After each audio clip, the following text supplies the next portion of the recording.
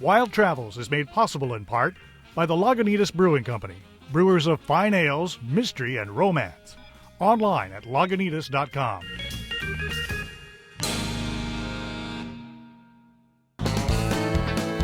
If you look hard enough, go off the beaten track far enough, you'll find an America teeming with the unusual, the odd, the downright strange. I'm Will Klinger, and I'm your guide on a package tour we like to call Wild Travels.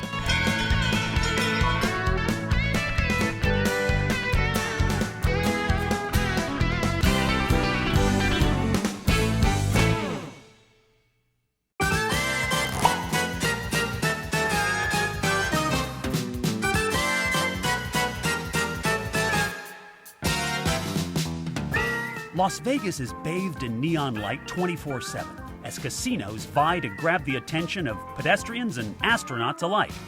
But what happens when neon signs wear out their welcome? Many will find a retirement home at the Neon Boneyard. And if they're lucky, they might just have a high wattage comeback in their future.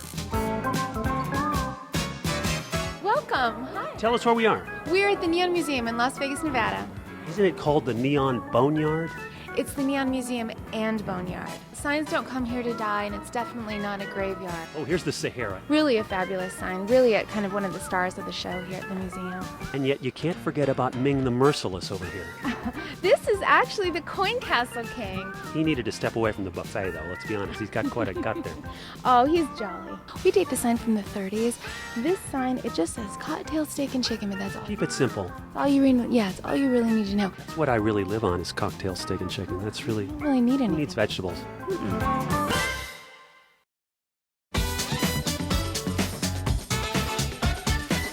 If you've really tied one on in Sin City and don't want to lose the next day to a vicious hangover, you might want to place a call to Hangover Heaven, where the doctor specializes in curing the after effects of demon alcohol. We were invited to bear witness at a Hangover Heaven hotel house call. The doctor and nurse are here. So basically we'll use IV fluids, IV medications, some oxygen, and some IV vitamins to resolve your hangover. How did you come up with this antidote, by the way? Oh, working in the recovery room. Sean, can you tell us what exactly you drank last night? I drank Ciroc, some Hennessy, and Patron. High quantities? Yes, shot. You're taking lots of shots. What are you doing there? Checking his vital signs, making sure he's alive. What causes the worst hangover? What type of alcohol? Jägermeister and sake. What about great quantities of wine? Because I've had some bad hangovers. It really depends. If you're drinking, $5 a bottle Malbec or $5 a bottle Shiraz, And I am. then you will have a bad hangover. So you're calling me a cheapskate. The shoe fits.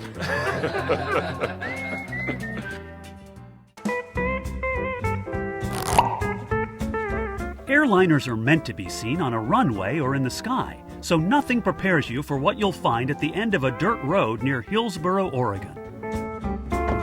I'm hoping you're Katie. I am Katie. And you are a friend of Bruce Campbell, who owns this rather unique home. Yes, I am. Yes, Yeah. he does. The 727 that originally came from Greece. How did he get it up onto this hillside? I imagine he didn't land it. Not here. He flew into the local Hillsboro airport and removed the wings and trucked it here on trailers. Dragged it up the hillside, then reattached the wings and had a crane to lift it and place it. A crane lifted this thing Correct. and placed it on these railroad ties. That is correct. This is his home and he lives here. We enter on the wing. And you can see the third engine on the tail back there. Uh-huh.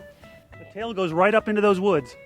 It does. Does he have a lot of visitors that come and just want to see this place and marvel at the actual existence of it? For aviation buffs, of course, they love the structure and the aluminum and the aerospace design. So But you don't want to put a jacuzzi in. That would kind of ruin the effect. he likes to keep it authentic. So he uses the authentic lavatory as his sole restroom. It's not the coziest home I've ever seen. I mean, it's pretty basic. Well, he is a lifetime bachelor, so I'm sure somebody could make a very lush home with a lot of decoration, curtains, and pillows, but he's opted to live sparsely. Could you live here, do you think? Oh, absolutely, yes, but I'd add the curtains and the pillows.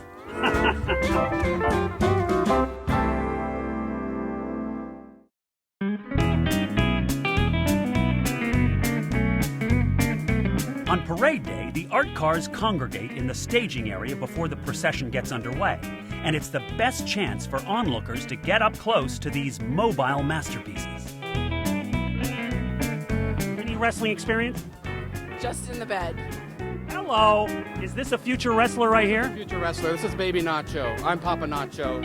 And this, of course, is Mama Nacho. None of you are wearing masks. Is this a specific superhero or is it just a generic one? This is a generic superhero. I was so scared of being sued.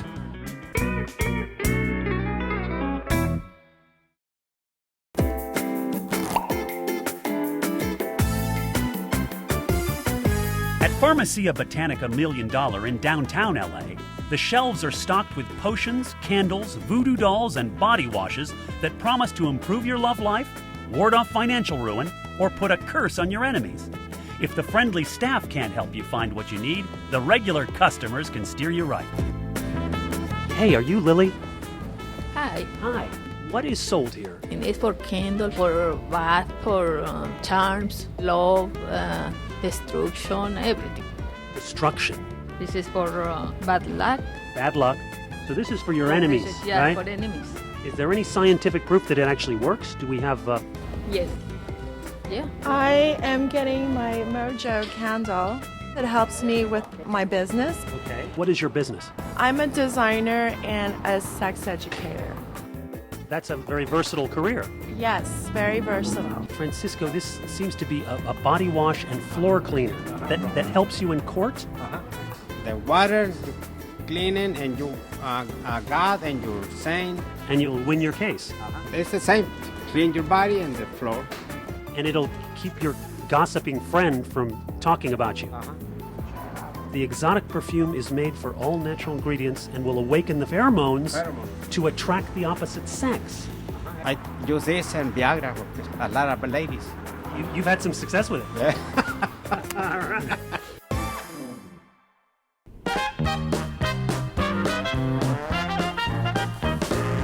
Bedford Falls has George Bailey. Wyckoff, Minnesota had Ed Krueger. So when Ed passed away in 1989, the town decided to keep his homemade museum alive. It's a truly odd array of stuff reflecting its owner's refusal to part with almost anything. Diane.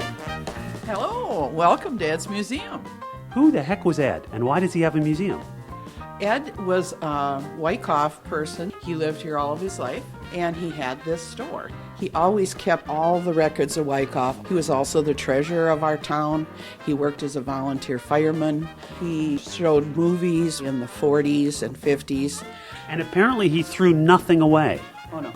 No, he didn't. He didn't even bury his cat. The cat's downstairs in a box. Stuffed? No, it's just in a box. This is Sammy. He lived 15 years, and Ed was just attached to this cat. So he put him in this box, and it doesn't smell bad. I don't know why. Diane, this case holds some interesting items, including Ed's gallstones. Again, he never threw anything away. He kept them in this little jar, along with his gold teeth. I guess it would be even weirder if he had somebody else's gallstones and teeth. Yeah, well, he probably would have kept that too, I'm sorry to say.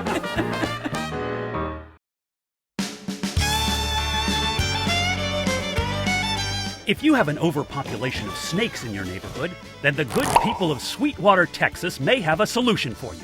We cautiously accepted an invitation to the world's largest rattlesnake roundup.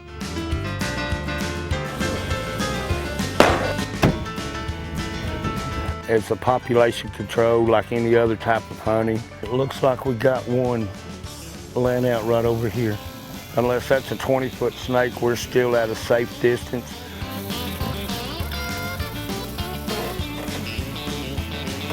That's a $50, $60 snake right there. You know, the venom's used for the anti-venom and also different medical researches. Go big or go home. This is our main money raiser for the year, and then we support a lot of different things. My name is Kendra Vaught. I got a $1,500 scholarship for being Miss Snake Charmer and a $500 scholarship for winning the talent part. I get to show them around. That's pretty awesome. They put it on the belt, hat brim, they put it on their boots, anything that they would like to do. What woman wouldn't want to have a pair of those?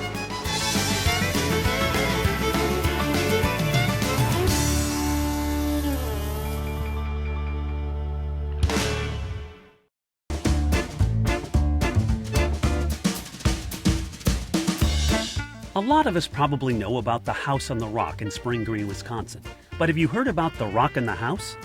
On April 24th, 1995, a 55-ton boulder rolled down a hill in Fountain City, Wisconsin, and right into the home of Maxine and Dwight Anderson, where it took up permanent residence. The Andersons escaped injury, but had no intention of sharing their master bedroom with a rock. Luckily, an enterprising real estate investor promptly bought the place and turned it into a tourist attraction. So now, for a $2 admission, you can walk in and look around. Just don't stay long. There's more boulders where this one came from.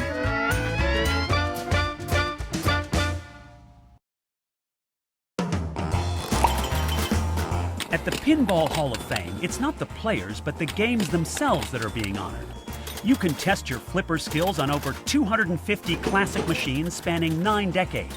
And if you're lucky, the Hall's founder will share his voluminous and occasionally R-rated knowledge of all things pinball. Hey, Tim. That's me. I'm the director of Stuff and Things. And you get to wear a headlamp, too. Oh, yeah. That's so I can see in the dark. How did this whole thing get started? Me and a bunch of other local pinball collectors that decided it was kind of stupid to have a whole bunch of games and not do anything with them. So we decided we would rent a storefront, fill it full of pinball machines, and see what happened. A lot happened. How many machines you got in here? There's about 250 machines here. Are there inductees to the Pinball Hall of Fame? No, that's just a name we came up with at the last minute. We were going to call it loads of pinballs, but we didn't think that would go over too well. Right now, our clientele here is largely old farts with busted parts. We don't get a lot of kids in here. The kids come in and they go, me, where's the Kung Fu games? When you're a tiny tot, you play video games. When you grow up, you become a man. You play a man's game, you play pinball. I want a game with balls. Right, steel balls. Now, a lot of people come into Vegas, if they put a quarter into something... You're going to spend $20 on a slot machine in 10 minutes. Here, $20 will last you all day, literally. This is what passed for entertainment in the 60s. That's why your grandparents are such miserable people, this is all they had for fun.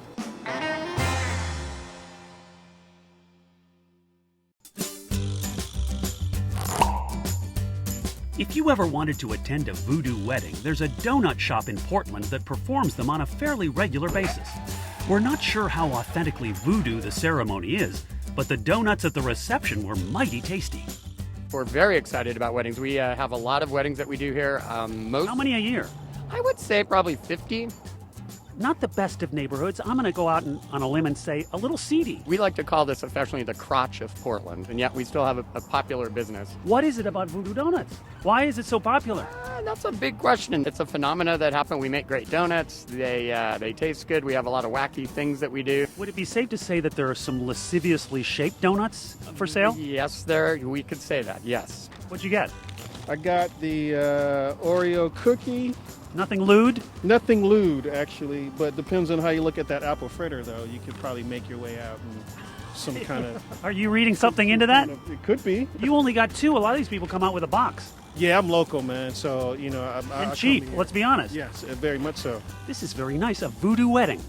Hi. I understand that part of the Voodoo wedding, they're going to have donuts that look like you. Is this true? That's correct. They asked for a picture. The idea, yes. Yeah. You take a bite out of that donut, you bite his arm, he's going to scream with pain. That's right. Right? That's right.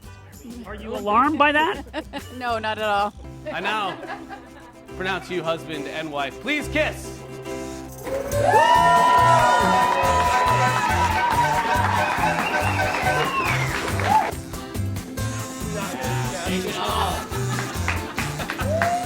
Was it pretty exciting? Magical. Yeah, I'm sure you'll support the couple as they go through their married lives. Absolutely. Not financially, but in every other way. Van Dykes, goatees, and mutton chops go in and out of style. But at the World Beard and Mustache Championship, fancy facial hair is always in fashion. This year's competition in Portland was kicked off with a downtown parade, and the rainy skies did little to dampen the spirits of these whiskered warriors. What fluids and cements do you have to put that in its position like that? Well, this is a mixture that I make at home of hairspray, coconut oil, and egg whites. No epoxy? I haven't tried that, but I have an open mind about it. Now, what category are you going to fit into? I'll be in a partial beard freestyle. It's what I got. You got to go with what you grow. You realize you're missing the beard and mustache parade is behind you. You could be in there. I didn't know. Yeah, it's all beard and mustache guys. First time I heard about it. There's like 18 categories, and one of them is Bob Seger. I'm glad you got out of bed for the parade today. It was a late wake up, but I made it here, and I'm happy to say I'm going to win. In all seriousness, how much of a factor are the costumes for the actual contest? Seriously, huge, huge. There are 18 categories, ranging from the delicate dolly mustache all the way up to full beard natural. You got about a foot there. Close to 18 inches across. This guy's going head to head with you for width. Look at that. That is a spectacular mustache. Imperial partial beard. Imperial what? Partial beard.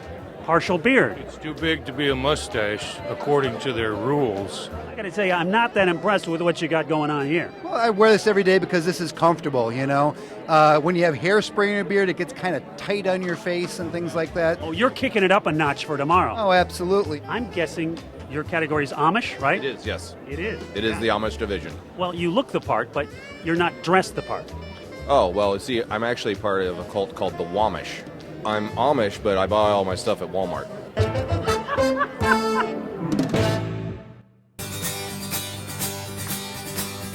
George Washington, he never crossed the Delaware. There was no midnight ride for Paul Revere. Ben Franklin never discovered electricity. He was too busy looking for sex and beer. Sex and beer. Sex and beer are the two things we hold dear. Sex and beer. Sex and beer are the things we like around here. Now they could take away our pride and our dignity. They could use up all our blood and sweat and tears. They could take away our names and give us numbers. But they will never take away our sex and beer. Sex and beer. Sex and beer are the two things we hold dear. Sex and beer. Sex and beer are the things we like round here. We like sex and beer and sex and beer and sex and beer and sex and cheese. Thank you, everybody.